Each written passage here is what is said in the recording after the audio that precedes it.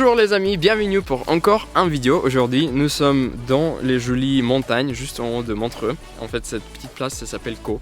C'est très très joli, il y a même encore un peu de neige. Parce que cette année, je sais pas pourquoi, on n'a pas beaucoup de neige en Suisse. C'est un petit problème. Mais en fait, je suis pas là avec vous aujourd'hui pour discuter la météo. En fait, j'aimerais parler avec vous de 10 choses.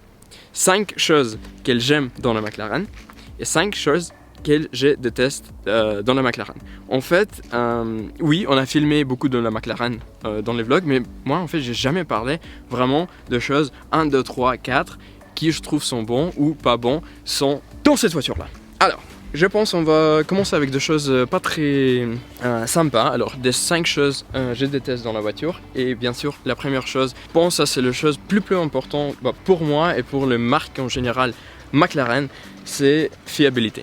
En fait, malheureusement, c'est toujours un problème pour moi et aussi pour tout le monde qui sont les propriétaires de la McLaren.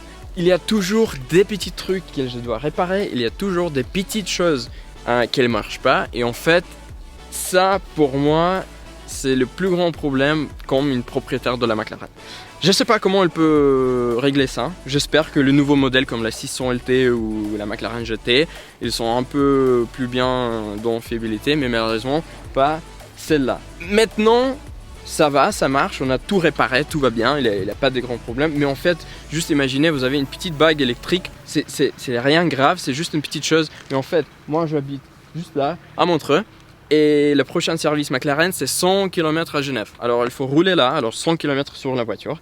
Après il faut laisser la voiture là pour 1-2 journées. Il faut trouver une solution pour retourner à la maison, etc. etc. Ça c'est de temps et vraiment c'est pas cool. C'est pas cool, c'est pas une BMW, une Peugeot où vous avez une station service toujours juste à côté de votre maison, 10 minutes, 15 minutes. C'est ça, fiabilité. Deuxième chose, c'est pas très important mais je veux mentionner ça. En fait je manque un peu de bruit de l'échappement standard dans la voiture. En fait oui je comprends pourquoi ça fait ce bruit, c'est à cause de la turbo. C'est une moteur qui était construisée comme ça pour faire cette type de bruit. En fait c'est une bruit de sport, un peu d'F1 si on peut dire. C'est pas une bruit d'une V10 atmosphérique bien sûr, je comprends pourquoi, mais en fait pour moi comme une propriétaire d'une supercar ou une sport car, c'est toujours cool à avoir un peu de bruit sur les vitesses bas. Par exemple vous roulez dans la ville 40-50 km/h, ça peut être sympa pour avoir un peu de bruit. Ici vous manquez ça. Pour installer un échappement pas de McLaren, un échappement Super Sprint, je sais pas quoi, ça va vous coûter 10 000, 15 000 balles et ça va pas faire une grande différence, bien sûr, à cause de notre turbo. Troisième chose, je pense c'est un peu la finition de la voiture. Alors de côté, si vous êtes un peu loin de la voiture, vous voyez pas trop, mais si vous commencez vraiment à regarder les détails de la voiture, par exemple comme ici, regardez, il y a un petit joint, il y a un petit truc qui sort ici, en fait c'est pas tout nickel, mais ça me dérange pas trop. Ça me dérange pas trop de tout. S'il n'y a pas de l'eau qui rentre dans la voiture, c'est bon pour moi. Vous voyez. Mais après, les joints, ils sont pas tout nickel comme dans une Lamborghini ou une Ferrari. Vraiment, ça, je trouve, c'est un problème aussi de la McLaren. Dans le toit, il y a toujours des trucs qui sortent, sont un peu moches, sont un peu pas parfaits. Mais ça, c'est vraiment des petites choses qui sont pas très important. Honnêtement les gars, je vais vous dire parce qu'on a décidé à faire cette vidéo et après je disais je vais faire 5 choses que je déteste ou j'aime pas sur la voiture. Honnêtement j'ai pas trouvé ces 5 choses. J'ai trouvé 3 avec une grande difficulté. Vraiment, cette truc de joint c'est juste parce qu'il y a d'autres problèmes que je trouvais avec cette voiture. C'est que la fiabilité. Le reste, la McLaren, je continue à dire ça, alors j'adore les marques. Est-ce qu'on peut parler de 5 choses que j'aime sur la voiture, quelque chose un peu plus sympa, un peu plus cool. Première chose, j'adore vraiment, c'est l'espace. Vous avez une sport car, type Huracan, type 488 Ferrari. C'est une supercar avec énormément de place dedans à l'intérieur pour mettre vos bagages, vos trucs. Alors ici, ça vous avez déjà vu. Si vous n'avez pas encore vu cette vidéo où on fait une road trip avec Max, on va laisser une petite lien ici où on a mis, je sais pas, 6 valises dans la voiture. Il faut bien sûr regarder cette vidéo, en fait c'est très rigolo.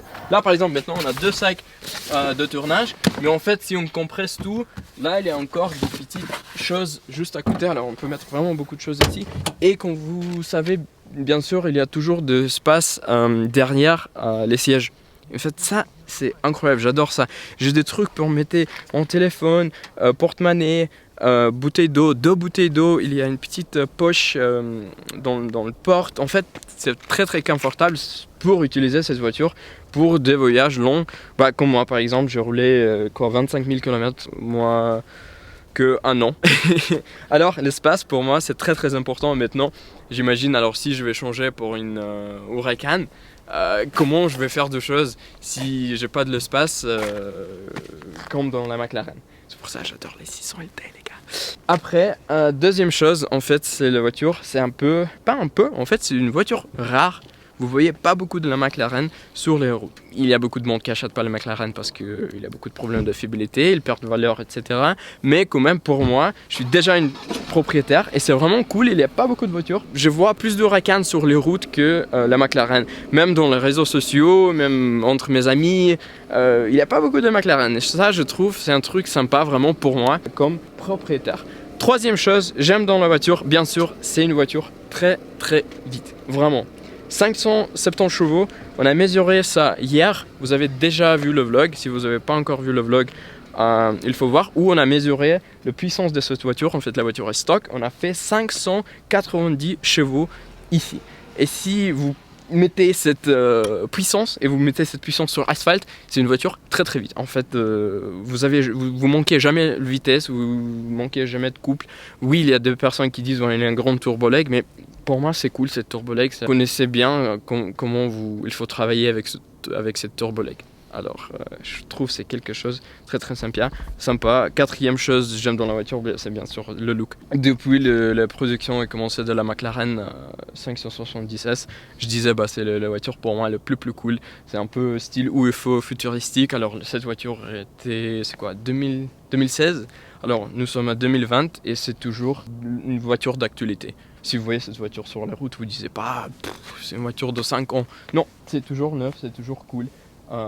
J'adore cette voiture. D'autres choses je peux vous dire, je sais pas en fait les amis. Musique, petite chose, mais il n'y a pas beaucoup de gens qui savent ça. En fait le système audio dans cette voiture est vraiment incroyable.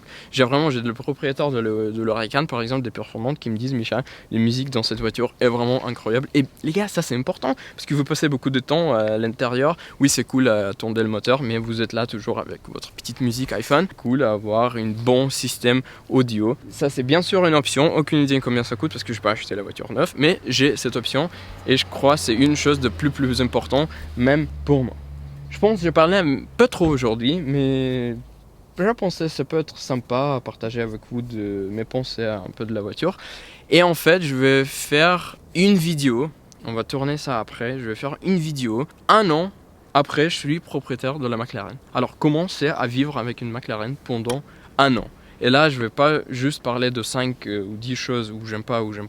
Je vais vraiment parler de choses que je vois, des trucs quotidiens. Je vois ce monde dans la voiture le matin, je roule toute la journée pour le rendez-vous, les road trips, des trucs, circuits, vraiment tout ce que j'ai fait avec cette voiture. Et honnêtement les gars, il faut me croire que j'ai fait beaucoup de choses déjà avec cette voiture. On a passé vraiment des moments incroyables avec. Je parle comme c'est ma copine. Mais en fait oui, si vous pensez, c'est ma copine là juste à côté. J'adore cette voiture. Je vais arrêter. Les gars, merci beaucoup pour regarder cette vidéo. Dites-moi en commentaire qu'est-ce que vous pensez. Est-ce que j'ai oublié quelque chose à vous dire de la McLaren. Dites-moi peut-être votre 5 choses vous aimez et 5 choses vous aimez pas trop dans cette modèle. Ça va être intéressant à voir un peu votre opinion de ça. Et bien sûr, on va répondre à tous vos commentaires.